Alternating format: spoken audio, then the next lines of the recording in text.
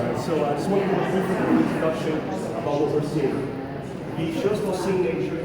It's a private collection from the collector, Poetry Allen. You're familiar with him, you know his background. The other half of Microsoft. At the time, he and Bill Gates started the company and became what it is today. So, but another thing about him was he was an avid collector of art and still is. And so his collection today, the Seeing Nature show, is a traveling show that's coming to DC. It's going to be with us for some time up until the first week of May. One of the things that you're going to notice about the show is that it doesn't follow any type of specific chronological order or anything of that kind. But it does focus a lot on landscapes, seascapes, forests. Paul Allen's from the Northwest, the Seattle area, the Oregon area, and he was very drawn to the American Northwest landscape, but also to the Southwest. And then as he became more familiar with painting, he was also intrigued by some of the other places around the world, the way artists covered and painted these landscapes. And so this is why his collection grew in this way. Right? So we're going to go through and see a lot of different works that make up Impressionism, the post-impressionism. You're going to see some surreal works. You're going to see some representational, naturalistic paintings, all different genres over 300 years. So it's quite a show, and I want to get us on our way so you can see some of these works. The first work I want to start with is a work over here by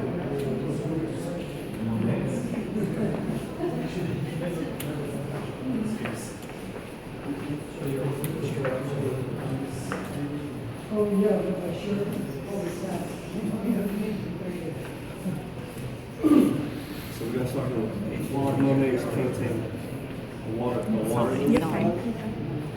And I'd like to start with this one because this is actually what started Paul Allen's collection. This one here is the one that he's first collected, and you know the collection goes from this place. I'm interested to know what you're noticing. What do you see when you see this painting? Let's just take this stand out for you. Okay. So we have the shadows here. Sharp color. Okay, which colors in particular? The reds. Okay. You have the green area there in the middle. So we have this greenish area. Sharp colors are coming out. Yeah. Go ahead, man. I'm not used to seeing the yellow so predominant. I'm used to seeing the green, different shades of green. So it's different. It's very different. Yeah. And that's a great observation that you made. One of the things that Duncan Phillips was very interested in when he was starting the Phillips collection, he was very much interested in how artists see. How is an artist seen as he or she, as I'm portraying the scene that he or she's painting in that moment? And this show really talks a lot about that idea when we talk about seeing nature. Claude Monet, we're looking at how he's seeing this scene, and you're noticing those yellows. You've never seen the yellows come out this way. Maybe there's something that he's seeing as he's painting this scene. That's a great question. We can do a little bit of math. This is 1919. This would have been towards the later part of his career, past the 1926.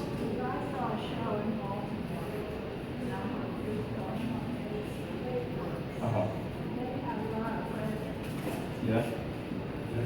Oh, okay. Which museum did you go to? I'm from Baltimore. So. Oh, the BMA. Okay. Great. Yeah. Part of the upper right, you know, it seems to be floating. This section here. Yeah, that's interesting. It does seem like it's floating. What view are we looking at right now? Looking down some higher point. Yeah, right. Yeah. He's looking down on the pond. Maybe Right. from a bridge. Possibly from a bridge. Yeah. Is it interesting that he's looking down at the pond to paint the pond in this way? The horizon line is absent. We don't know where in space he is because we don't see a horizon line. We can't see the sky in this scene, but we can see it where we can see the sky in the reflection. It's all reflected. It's all reflected. Yeah. The trees. Mm-hmm. This One of the things that I noticed that I think you mentioned with the reds and the blues, you mentioned with the yellows, that the harmony in this painting, you're going to see that in a lot of the paintings in this show about the use of color and the way they build up color to produce this harmony. And particularly in this painting, this is a painting, it's been said that he painted this scene, the water lilies in the ponds, around 200 plus times, paintings of these scenes. And so one of the things that I noticed is his command of paint, particularly of this color here. For those of you who've painted and know anything about this color can get you in some trouble. You know, it can turn into a different kind of color. It doesn't look very good. It can turn into like a pea green, or, you know, just kind of a very mucky green. But Monet really has good command over these yellows mixed with the greens. And he breaks it up with the contrasting red and blue. And the yellow kind of gives you that harmony so that you don't get lost in a lot of these browns and greens. And so it just shows the mastery of this artist in this painting. Any other thoughts? Is this the large picture for him? Yes, this is one of the largest of the pond paintings that he did. Very expansive. Typically doesn't do a large landscape piece this large. And this detail, we know Monet for those cliffside paintings, for those kind of distant land, but this one is right up close on the pond. Can you imagine the sounds? The birds, the insects, all of these things, the breeze. Comment, the part that's up close, the yellow, that kind of a look that makes you think maybe it isn't from the light. I mean, there's some clues that say it's looking down, but that kind of clues it. It does kind of, because it's also the texture, right? That comes off the surface a little bit. So, very dynamic painting. You're talking about trying to capture a scene, but then you're also talking about how paint is applied, where the texture itself is almost sculptural. It's almost part of the canvas. Great. Good. Let's move on to this one here. Bouncing over to the... Yes, yes, ma'am. Is the wall It's a good question, and that I don't know. Yeah, that would be a great thing to kind of find out. Yeah. Yeah, I imagine where he would have, and I kind of thought about this, so where did he lay out his materials? Where did he mix his paint? Did he have a huge canopy if he was outdoors, you know? Did he do some sketches and then he went back to the pond throughout his time there? He would stay there for a number of days over the summer. Did he come back with sketches and then do more in the studio? That's a great question. This was in France. Is that what he did?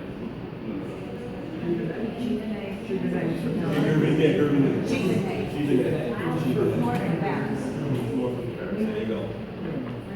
Thank you for that. All right. So now we are in Austria. Clip, birch forest. These are pretty common. These are like the birch forests you would see.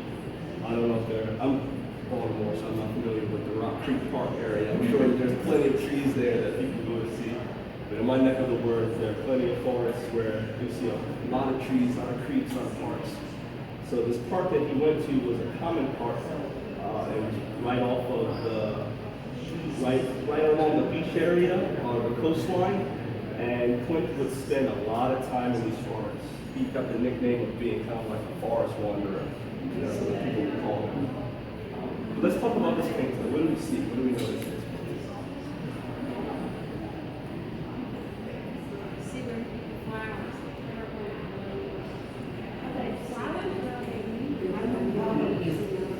Which ones? Which color are you referring to? The blue ones.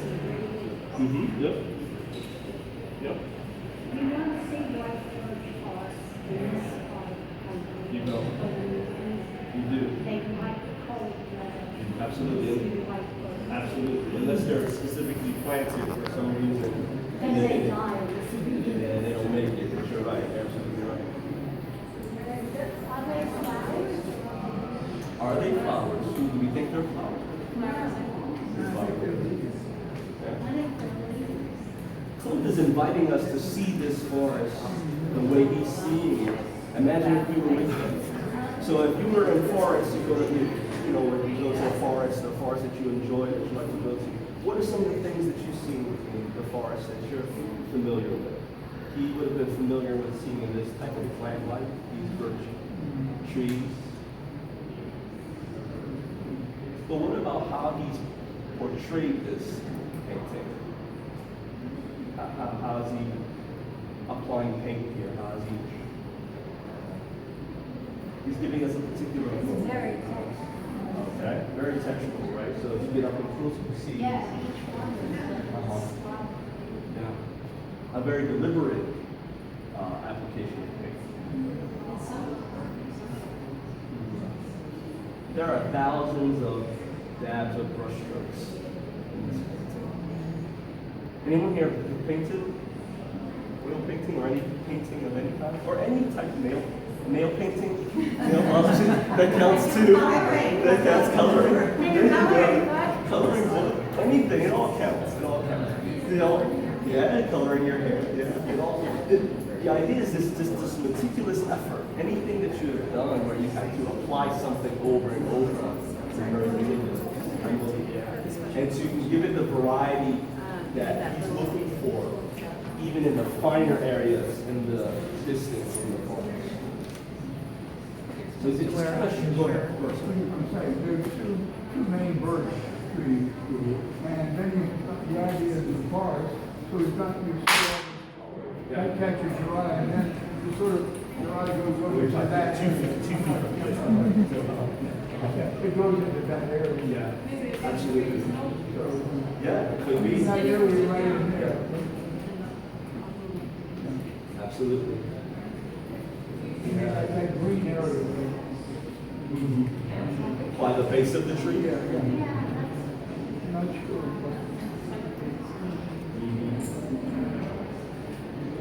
These are possibly irises. Put that flower down there. You don't think so? Yeah, they are big. No, but they come small. They have Possibly. two irises. They're not the Van Gogh irises that we No. Those are just huge, I right? think that was done probably at odd level. Sure. Yeah. Possibly. It could be the transition because leaves will kind of take a while to decompose, and so this might have been from the previous season, and we're in spring now. And he's in the forest. Yeah.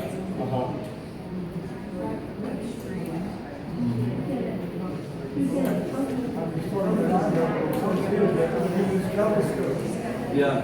He used it to get the detail. Well, he did think of the detail of the brush strokes to get really down and fine detail of the brush strokes. So, yeah. Great. All right, so we'll bounce over to another painting. Come on, sorry.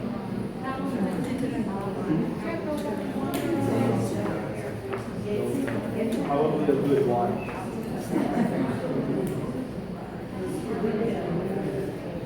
If he would have given himself that much time, he spent so much time in the forest. Do these paintings when they picture of the same city. You can see that many photos of one.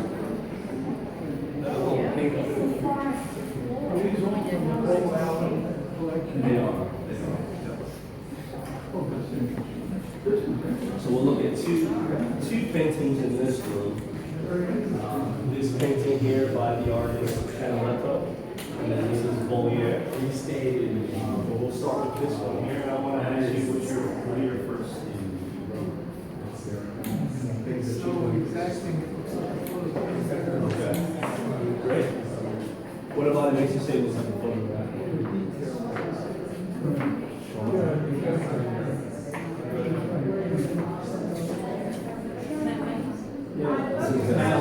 That's where he painted that. Then this is a huge theme in this show for some reason. You'll see a lot of paintings of Venice. Is this the Seine River? This is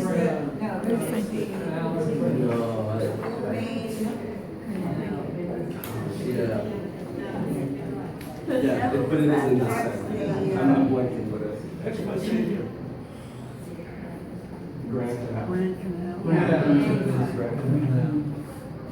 So we talked about it, the precision, right? The precision in the painting someone mentioned. What else are we noticing? What else do you see? You don't have to use art talk either. You can say, I see people, I see clouds, I see sky. Okay, a busy shopping area, kind of a merchant, commercial feel that we're getting. Maybe they go fishing, yeah. But that cloud over the building, that looks a little unreal. That one, Okay. like, Sure, yeah, so there's a little bit of artist flavor in the painting. When was it painted? It was painted around 1740.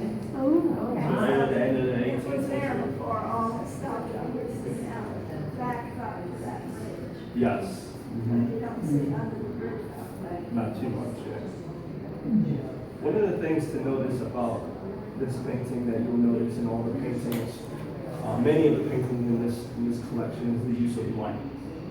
So we're talking about color, but we're also talking about light and the way the artist is capturing the light for the composition. Now, around this time, 18th century, 19th century, we're starting to see development scientifically in understanding how to see color, how to understand light. So these artists are conveying light and conveying the scene with specific things in mind. When we talk about seeing, how does the artist see? So Canaletto, this is the Rialto Bridge. And you talked about the precision. Right? Did you mention precision? Yeah. What would be the reason, do you think, behind this, the way he conveyed this painting here? He wanted it exact. Okay, he wanted it to be exact. Yeah. Yeah, he wanted it to be. What about the way the detail in the painting of the bridge and the buildings? What do you get a feeling from this? Okay, so you have this nice light coming down. and he was concentrating on this side of the bridge. He's concentrating on this side of the bridge. Yeah. Fantastic. What's going on this side of the bridge? Looks like all the lights is over there. It's not a straight across, right? Is that an angle? Because the building's on this side, the lot on this side. Okay. Which implies it's either earlier in the morning or later in the afternoon, and not noon. Absolutely, absolutely. So we have this diagonal movement that you mentioned of this light coming here and focusing in this area. What's happening in this area? What do we notice down there? Down in the water. Uh-huh. Down in the water. Well, there's a boat. It's like it's a Boat traffic. more significant Maybe they're boat. fishing. I said the one boat there that has like a cabin on it kind of thing is more significant than the Okay, like so the gondolas, you see that they have some of them a little bit. Yeah, it's interesting that you have a lot of dark boats here, but then you have these kind of golden boats in here. What is that about? If you see this, you see these darker kind of little bit, the dark colored boats, typical boats. These are your everyday boats, and then you see these almost gold-plated boats, and the sun is coming right down. What is that? Special people. Maybe they're for the There we go. So we have some special folks here. Doge. We have the folks coming here. The son of the Elector of Saxony. So this is a German merchants, German very high-profile, very wealthy individuals who have an interest in Venice. And the son, he's not the Elector yet, but he's the son. He is very interested in Venetian culture, music, style. And this is apparently a trip that he made coming there, maybe just sightseeing, maybe surveying, get an idea of what is the culture like, can you do business here, and things like that. So you have this idea of there's business, there's pleasure, there's fun, and the lights hitting it, and you have the bridge, and in Venice, the Rialto Bridge is like the Washington Monument, the White House. This is kind of the epicenter of Venetian high life culture, the best of the best.